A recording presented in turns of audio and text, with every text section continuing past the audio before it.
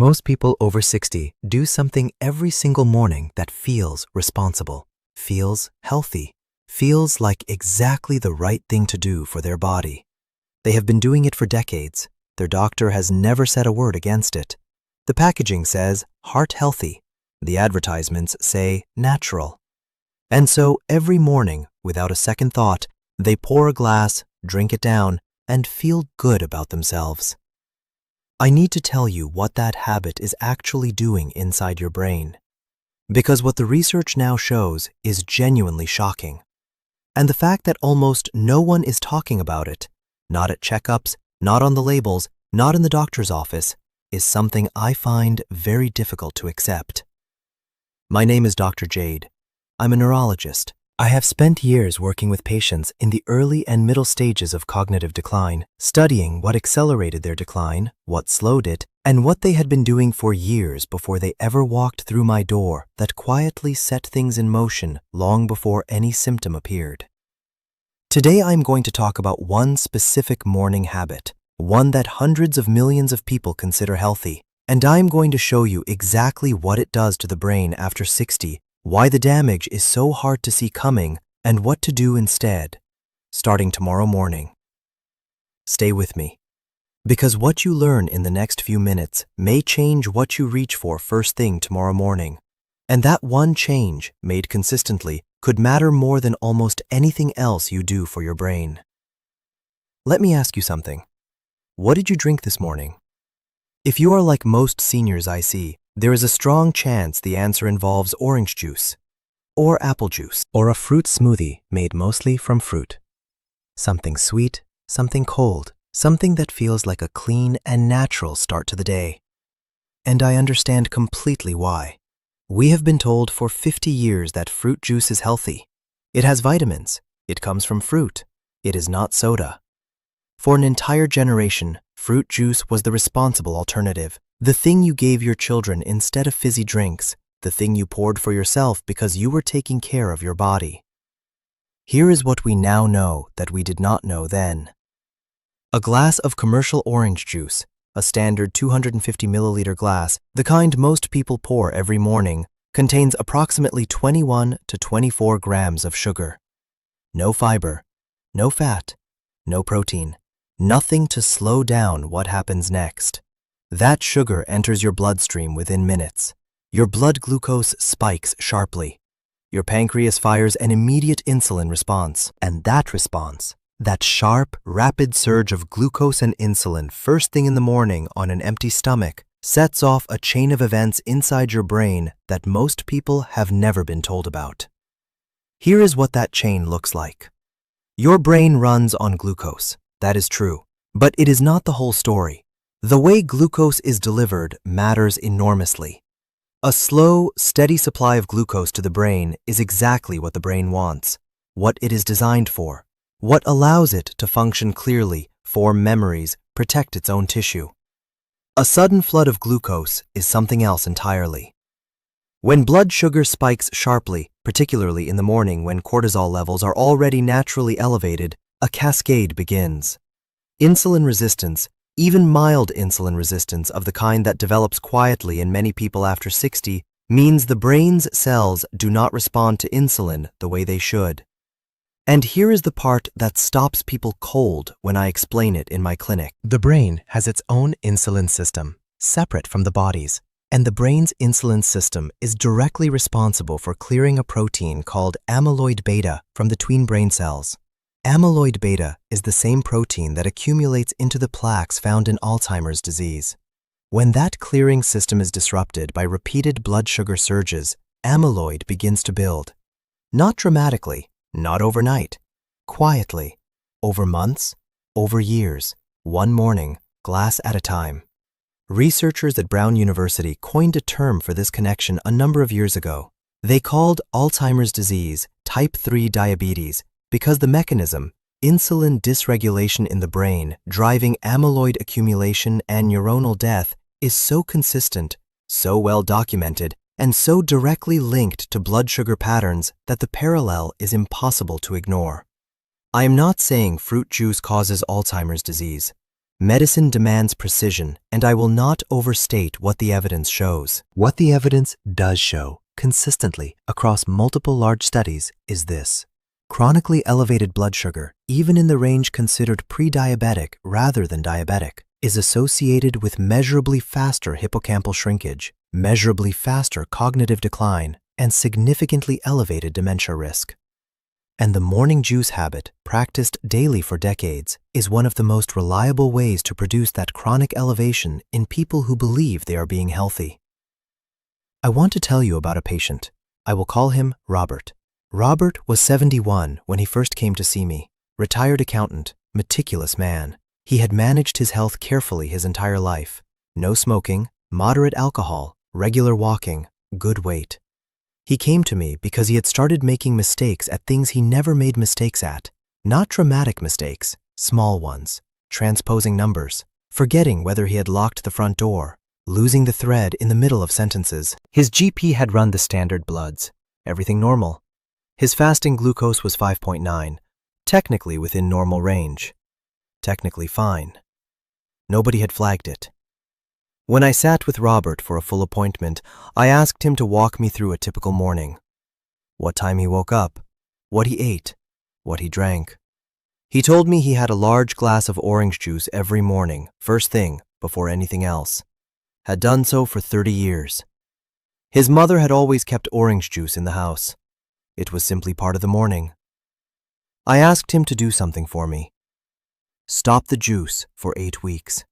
Replace it with water first thing, and eat his breakfast 15 minutes later. Nothing else changed. Same diet, same exercise, same medications. I will come back to what happened with Robert. Because the reason I'm telling you his story is not just what changed for him. It is what his case taught me about how many people are sitting in the same position right now, doing the same thing, believing it is helping them, with no idea what it is quietly doing to their brain. Now I want to address something directly, because I know what some of you are thinking. Fruit is healthy. Everyone knows fruit is healthy. So how can fruit juice be a problem? This is the distinction that gets lost almost everywhere, and it matters enormously. Eating a whole orange and drinking a glass of orange juice are not the same thing. Not remotely. When you eat a whole orange, the fiber in that orange physically slows the absorption of its sugar into your bloodstream. The glucose enters slowly. The insulin response is modest and gradual. Your blood sugar rises gently and comes back down gently. The brain receives a slow, steady supply of fuel. That is exactly what it wants. When you drink a glass of orange juice, the fiber is gone, removed in processing. What remains is essentially liquid sugar with vitamins. The glucose hits your bloodstream all at once. The insulin response is immediate and sharp. Your blood sugar spikes and then drops, often below baseline, which is part of why many people feel a mid-morning energy crash even after what felt like a healthy breakfast. And here is the detail that should concern anyone over 60 specifically. After 60, the body's ability to regulate blood sugar becomes less precise. The pancreas responds more slowly. Insulin sensitivity decreases. The spikes get higher and last longer. What a 35-year-old body handles without difficulty is a meaningfully larger burden on a 68-year-old body. Every morning, every glass. The research is consistent on this point. A large study following adults over 65 for more than a decade found that those with the highest consumption of sugar-sweetened and fruit-based beverages had significantly faster rates of hippocampal atrophy, physical shrinkage of the brain's memory center, compared to those who consumed the least. The hippocampus is where Alzheimer's disease begins. It is where memories are formed and stored. When it shrinks, memory goes with it. But juice is not the only morning habit I want to talk about today, because there are two others that follow the exact same logic and affect the exact same mechanism, and they are sitting in most people's kitchens right now. The first is sweetened yogurt. Low-fat yogurt has been marketed as a health food for decades, and plain yogurt, genuine plain yogurt with no added sugar, genuinely is a good food for the brain. The protein content, the probiotics, the calcium, these are all real benefits. But the yogurt most people buy is not plain. It is the flavored kind: strawberry, peach, vanilla, honey. And a single serving of a standard flavored low-fat yogurt contains between 15 and 26 grams of added sugar. More sugar than a chocolate biscuit in many cases. But because it carries the words low-fat and yogurt, it feels like a responsible choice. And millions of people over 60 eat it every morning, believing they are doing something good for their body. The second is instant oatmeal. Oats are genuinely one of the best foods you can eat for your brain. Complex carbohydrates, fiber, B vitamins, a compound called beta-glucan that has real evidence for reducing inflammation. Whole rolled oats, cooked slowly, with no added sugar, are an excellent morning food. Instant oatmeal is a different product. It is pre-processed so that it cooks in 90 seconds. That processing strips the fiber structure that slows glucose absorption. Then, most packets add sugar, flavoring, and dried fruit. The result looks like oatmeal and feels like oatmeal, but behaves in your bloodstream almost identically to eating a bowl of refined cereal. The brain does not know the difference between instant oatmeal with brown sugar and a bowl of cornflakes. They both produce the same sharp glucose spike. They both trigger the same insulin cascade. 3 products. 3 things that look healthy, that are marketed as healthy, that have been trusted by an entire generation of people trying to take care of themselves. All 3 doing the same thing to the brain, morning after morning, year after year. Now here is the part that matters most. Because I do not want to leave you with a list of things to take away. That is not what this video is for. This video is about giving your brain something better. The fix is not complicated. It does not require an expensive diet. It does not require giving up breakfast. It requires understanding one thing and making one change at a time. Slow the glucose. That is the entire principle. Every adjustment I am about to suggest works through the same mechanism. Slow the rate at which sugar enters your bloodstream. Give your brain a gentle, steady supply of fuel instead of a flood. Protect the insulin system that clears amyloid from between your neurons. That is all we are doing. Here is what that looks like in practice. Replace your morning juice with water first thing, followed 20 minutes later by a breakfast that contains protein and fat alongside any carbohydrate. Eggs, full-fat plain yogurt with no added sugar and some berries on top. Whole oats cooked properly, not instant, with nuts and a small amount of honey rather than a packet of flavored sugar. The berries are important. Whole fruit, not juice. The fiber is doing critical work. If you enjoy the ritual of something cold and sweet in the morning, a smoothie made with leafy greens, half a banana, full-fat Greek yogurt, a handful of frozen berries, and water is genuinely satisfying and produces a completely different glucose response than a glass of juice. The fiber from the whole fruit, the protein from the yogurt, the fat from the dairy, they all work together to slow absorption. The brain gets fuel, it does not get a flood. The second thing, if you take any medication in the morning, ask your doctor whether it should be taken with food or without, and whether the timing interacts with blood sugar. Some medications, including certain blood pressure drugs and thyroid medications, affect glucose metabolism in ways that compound the morning spike effect. This is a 2-minute conversation worth having. The third thing, get your fasting glucose and your HbA1c tested at your next appointment if they have not been checked recently. HbA1c gives a 3-month average of your blood sugar levels. It is a far more useful picture of what your brain is experiencing than a single fasting glucose reading. If your HbA1c is above 5.7, you are in pre-diabetic range. And at that level, the research on accelerated cognitive decline is clear enough that your doctor should be having a proactive conversation with you about it. If they have not asked, you ask them. Write those words down. HbA1c. Bring it to your next appointment. I want to come back to Robert. 8 weeks after our conversation, he came back. He had done exactly what I asked. Stopped the juice, changed his breakfast.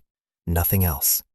He sat down, and before I could even ask how he was doing, he said something I have heard variations of more times than I can count. He said, "I feel like someone cleaned the windows." His fasting glucose at follow-up was 5.4, down from 5.9. His HbA1c had moved from 5.8 into the normal range for the first time in several years. The small errors he had been making, the transpositions, the door-locking anxiety, the lost sentences, he reported them less frequently. Not gone, but less. I want to be precise here, because this is medicine and precision matters. Robert's improvement cannot be attributed entirely to changing his breakfast. Life is more complicated than that. But the mechanism is real. The research is consistent. And after years in this field, I have seen this pattern enough times that I believe deeply in telling people about it. The brain is not a fixed, declining machine. It responds. It adapts. It is remarkably sensitive to the chemical environment you create for it every single day. And that environment begins first thing in the morning, before you have said a word to anyone, before you have left the house, with what you choose to put in your body. That choice is entirely yours. And now, it is an informed one. Let me bring it all together. 3 morning habits that are quietly working against your brain after 60. Fruit juice on an empty stomach, liquid sugar with no fiber, spiking blood glucose and disrupting the brain's amyloid clearing system. Sweetened flavored yogurt, marketed as health food, loaded with added sugar, producing the same insulin cascade as a dessert. Instant flavored oatmeal, looks like oats, behaves like refined cereal in your bloodstream. 3 replacements, each working through the same principle. Slow the glucose, protect the brain. Water first thing in the morning, a breakfast built around protein, healthy fat, and fiber alongside any carbohydrate. Whole fruit instead of juice every time. And one question to take to your doctor. What is my HbA1c, and what does it mean for my brain health at my age? That question, written down, brought to your next appointment. It may open a conversation your doctor has never started on their own. And that conversation, specific and informed and unhurried, is exactly where things begin to change. Have you ever thought about the connection between your breakfast and your brain? I want to know in the comments. And I want to know, what do you drink first thing in the morning? Write it below. You might be surprised how many people share the same habit, and how many of them are watching this video today wondering the same thing you are. If this video gave you something useful, share it with someone you care about, a spouse, a sibling, a friend who pours juice every morning without thinking twice. That one share might change a habit they have had for 30 years. Take care of your brain. It has been working for you every single moment of your life, quietly, faithfully, without complaint. It deserves a morning that works for it in return. One final thing. Everything I have shared today is general medical information based on current neuroscience research and my clinical experience. It is not a substitute for your personal medical care. Before making changes to your diet or medication routine, please speak with your own doctor first. They know your full history. That conversation is always the right place.